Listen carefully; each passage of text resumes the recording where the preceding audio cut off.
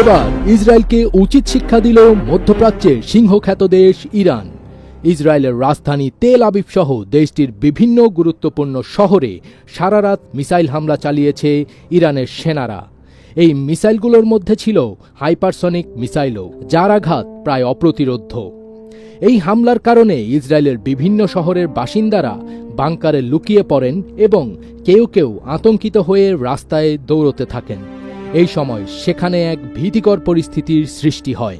The Times of Israel Bangladesh সময় সোমবার রাত 1:45টার দিকে জানায়, ইরান নতুন করে মিসাইল ছুড়েছে। এতে করে দক্ষিণাঞ্চলে সাইরেন বাজছে, জনগণ আতঙ্কিত হয়ে বাংকারে লুকাচ্ছেন। অন্যদিকে পারস্য উপসাগরে মার্কিন বিমানবাহী রণতরী ইউএসএস আব্রাহাম লিঙ্কনে ক্ষেপণাস্ত্র হামলার দাবি করেছে ইরানের রেভলিউশনারি গার্ডস। তবে একজন মার্কিন কর্মকর্তা আল জাজিরাকে জানিয়েছেন, ইরানের ক্ষেপণাস্ত্র হামলা আব্রাহাম লিঙ্কনকে আঘাত করেনি এবং রণতরীটি স্বাভাবিক কার্যক্রম চালিয়ে যাচ্ছে। যদিও এর পক্ষে কোনো প্রমাণ দেখাতে পারেননি তিনি। টানা 3 দিন ধরে যুদ্ধের আগুনে দাউ দাউ করে পুড়ছে মধ্যপ্রাচ্য। খামেনি হত্যার প্রতিশোধ নিতে ইসরায়েল সহ মধ্যপ্রাচ্যে থাকা মার্কিন ঘাঁটিগুলো নিশানা করেছে Iran. Qatar, Bahrain, Jordan, Oman, Kuwait, Saudi Arab এবং সংযুক্ত আরব আমিরাতের একাধিক বিমানবন্দর, আবাসিক ভবন এবং হোটেল ক্ষতিগ্রস্ত হওয়ার খবর পাওয়া গেছে। হতাহত হয়েছেন বেশ কয়েকজন মার্কিন সেনাও।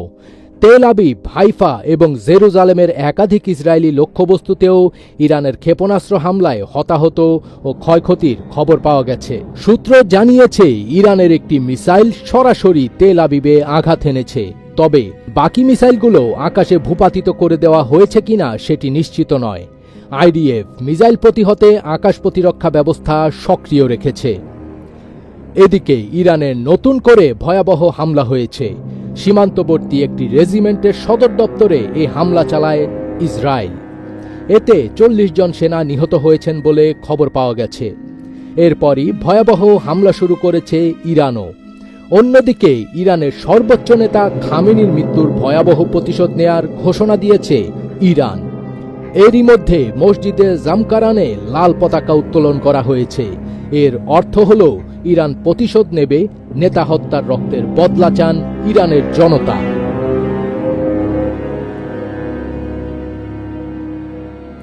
ফজবিক তাজ, এটিএন বাংলা।